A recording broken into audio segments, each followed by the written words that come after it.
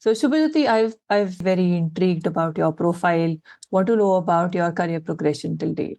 And just to give context around here, we'd like to know about your journey and then about the executive MBA journey as well. So we'll start with your career journey so far. I didn't plan my career that one day I will become the water professional. And it has been almost a decade that I'm working in the water domain for so long.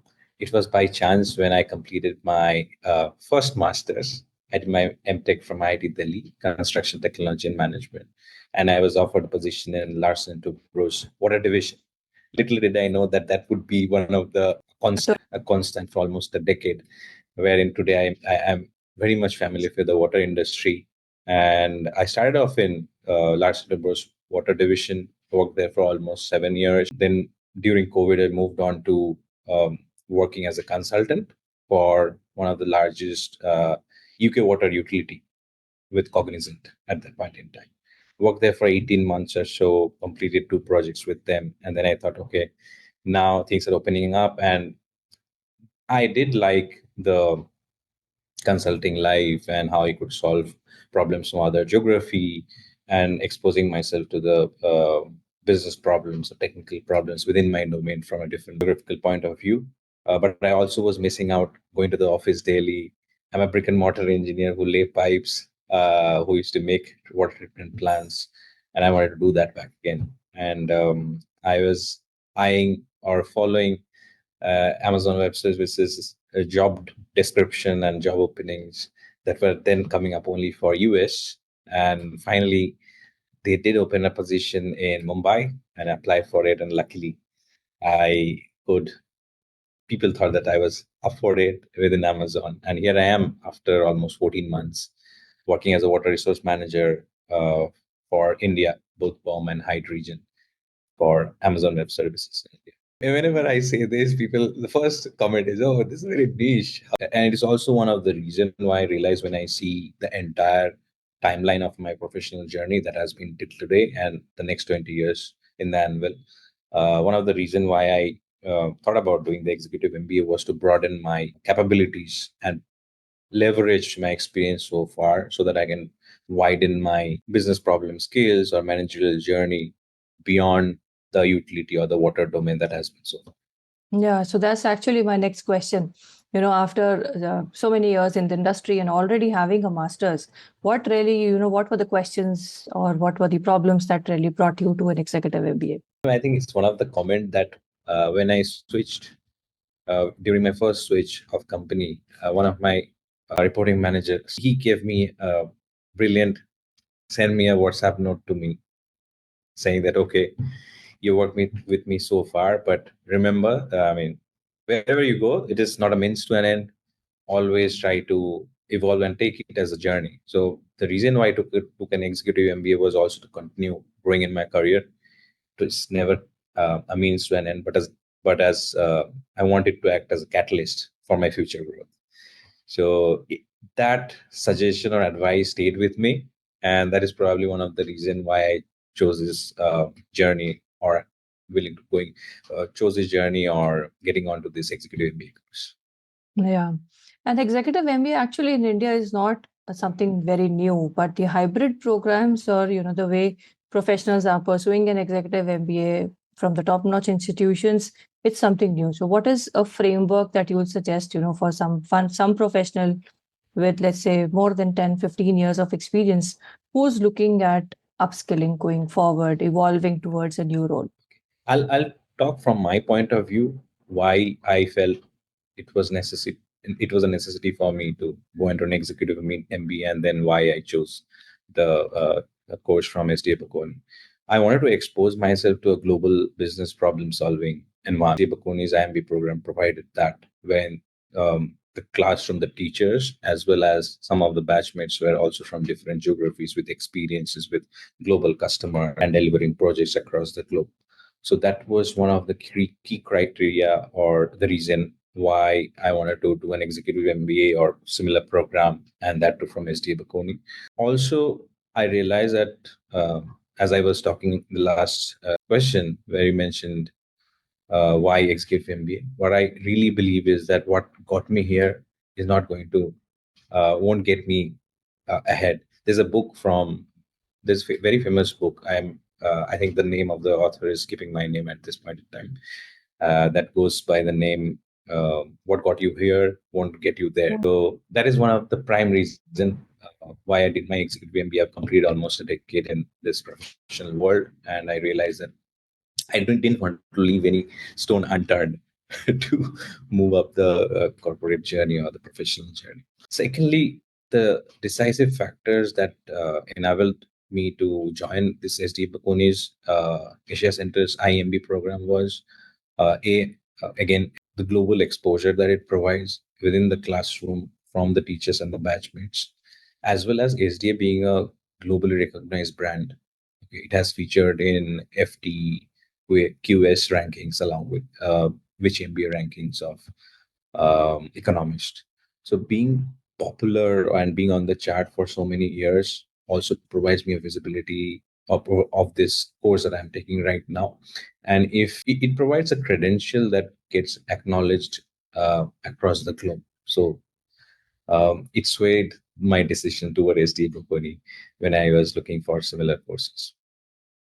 Third, I would say the flexibility that this course offers is unmatched. I can continue working at the same pace and intensity levels that I was doing earlier during my day for my day job, Monday to Friday. I have to only commit one extra work day.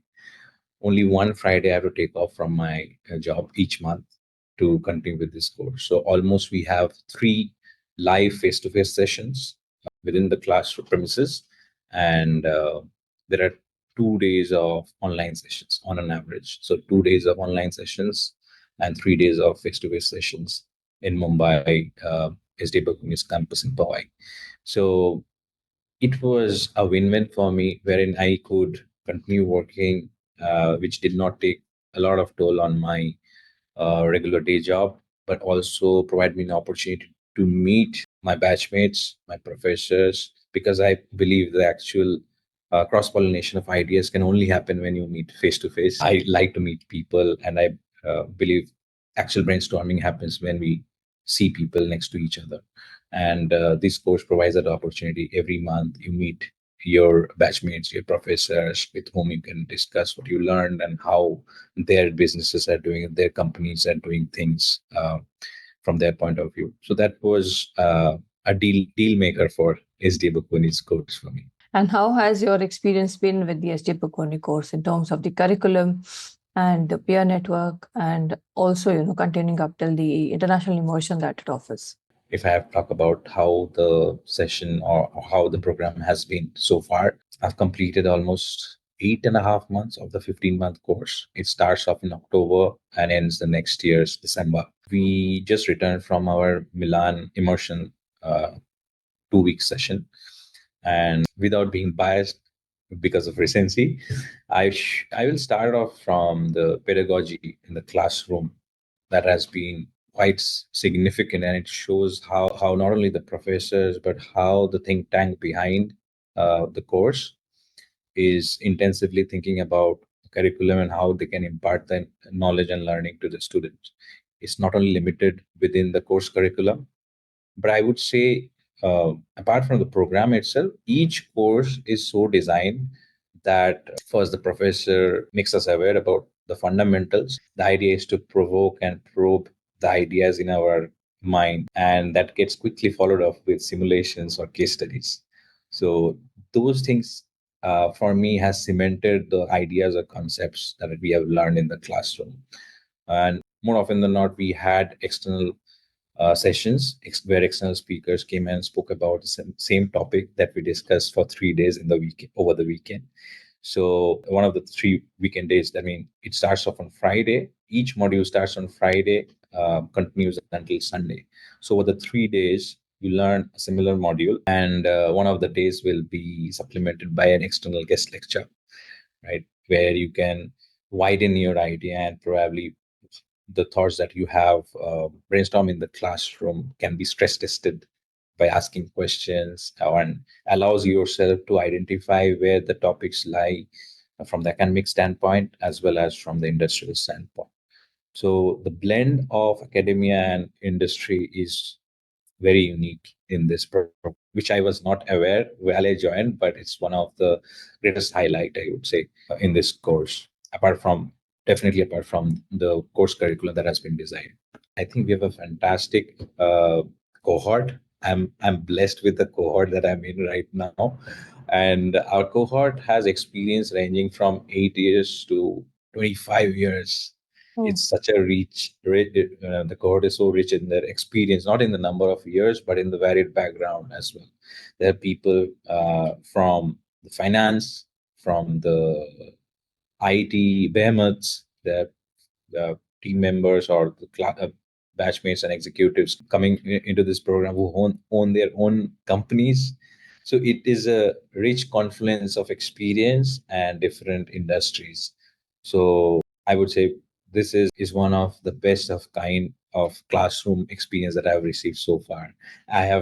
This is my second master's. I've completed my bachelor's, so it's very rich. And whenever I get out of my classroom, I take away more than I give, I would say. So it's one of those in this course. Absolutely. And how is the immersion structured? So what all are you involved in when you are at Milan? So the immersion, as I mentioned, we are almost at halfway of our course, 8 months completed out of 15. And it is timed in a way that almost all the fundamental courses have been completed, and everyone is almost at the level where they understand all the topics. And even if they understand, they're all fresh in their mind. And when we go to the Milan immersion session, it's all about giving us the global exposure. We do continuously get, because the teachers who come over here or the professors who come over from Milan or from North America, they come over to Mumbai on a monthly basis. They are the same professors who go ahead and teach the global EMBA program in Rothman in Canada, where SDA Bocconi has a partnership, as well as the full-time EMBA program in Milan.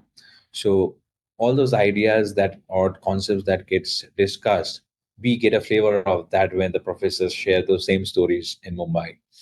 The Milan immersion session, I would say, for me it was an opportunity to experience that live, where we went ahead, and I would say we were exposed to the most intensive 2 weeks of my life.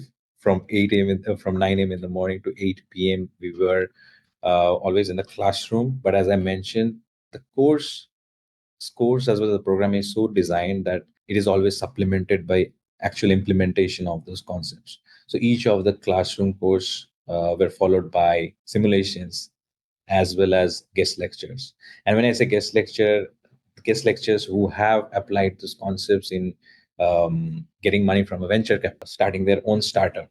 And it is not always about a success story. There are failure stories that we learned from. And the time spent in the classroom while going through the concepts, I would say, is only 25 to 30%.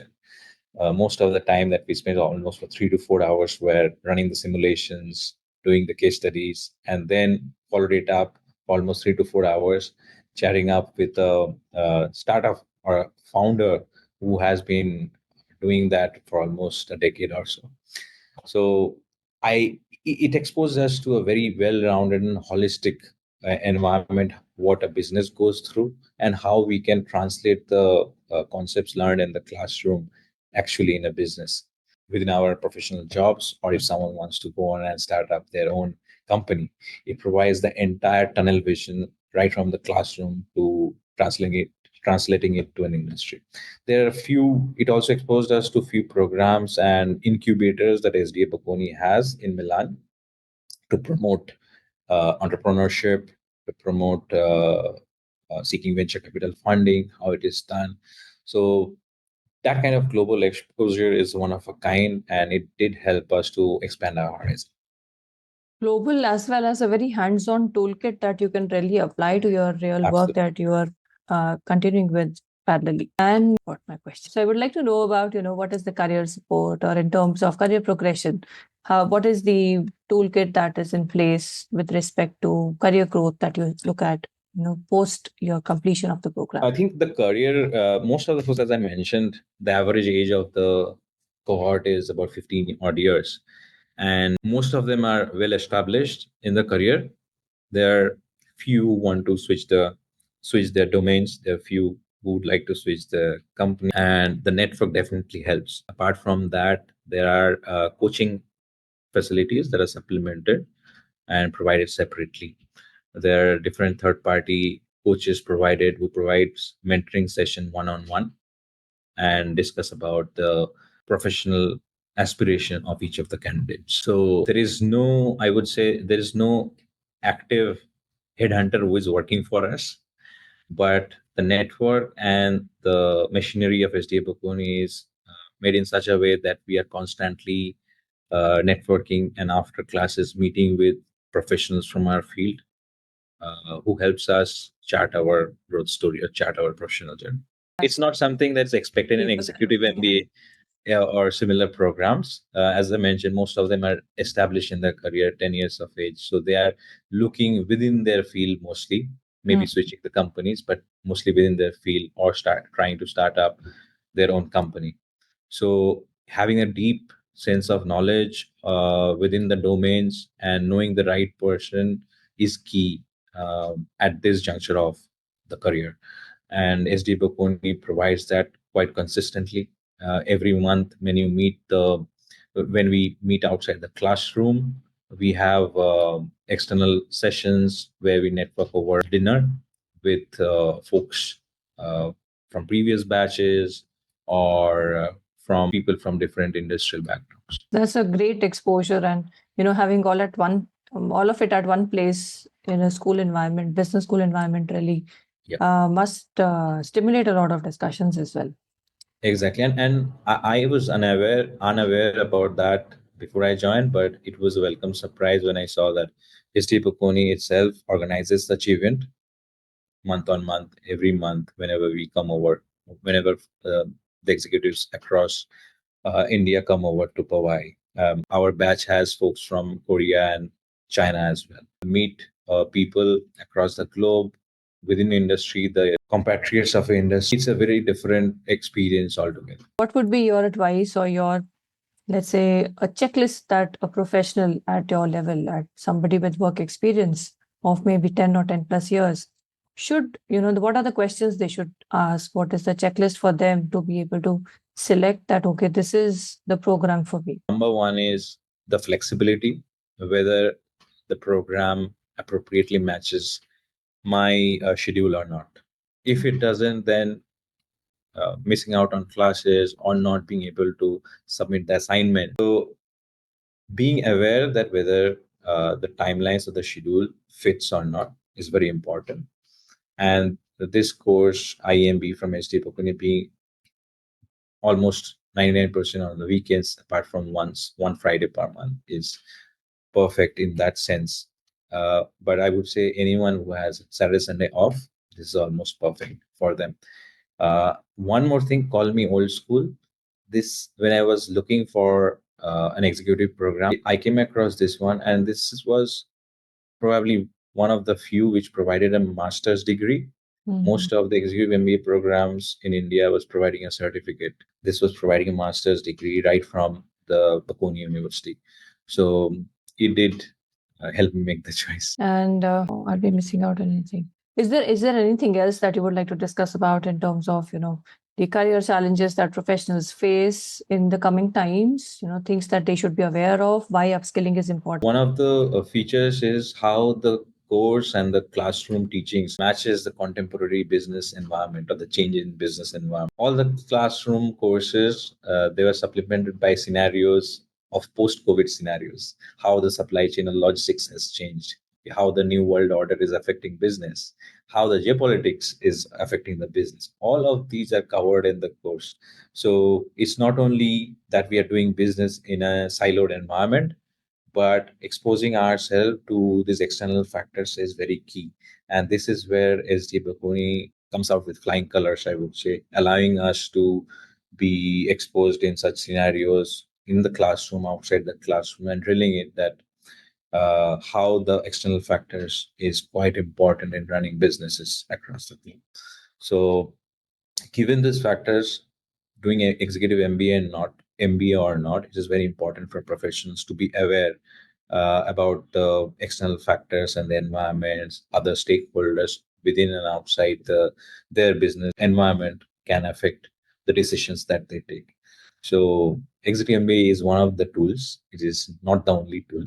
So, my advice would be to identify what else would help the professionals in the same journey, be aware about those external factors, what would help them to make those business decisions, and how the decisions can impact the world. So it's all about three P's, if I'm not wrong: profit, planet, and there's another one, people. So we need to take care of three P's. As a business, we need to take about profits. We need to take about people with whom we work, and as well as planet. I come from a water background, so I would definitely like to include that we all need to make our businesses sustainable, because without people and without communities flourishing, we can't do business. So being aware in all fronts is one of the key to have a flourishing business or running a flourishing business. And that definitely translates into your career growth as well. So if the Yes. businesses flourish, your career flourishes as well. So you have to be a driver for that growth. Thank you, Subhajyoti. This was very, very insightful. And we really intended this to be a very candid discussion, looking behind the brochures, looking at what the executive MBA experience is all about, as well as, what are the questions that really take you to an executive MBA? How do you really perceive the executive MBA programs? So thank you so much for your time today, and all the best for your career going forward. Thank you, Shruti. I hope that I've been able to answer or preempt or try to answer all the questions from all the prospective executive MBA candidates who are sitting on the fence line. I hope that I've helped you make the decision. And I think, these conversations will really trigger those right thought processes, because a lot of discussion in India is about the MBA program and the traditional 2-year MBA program. There has to be more conversations around the executive MBA programs. And so what does it mean to get into an executive MBA program? What should you really expect from it? So thank you so much for your time today. Thanks, Shruti. Thanks.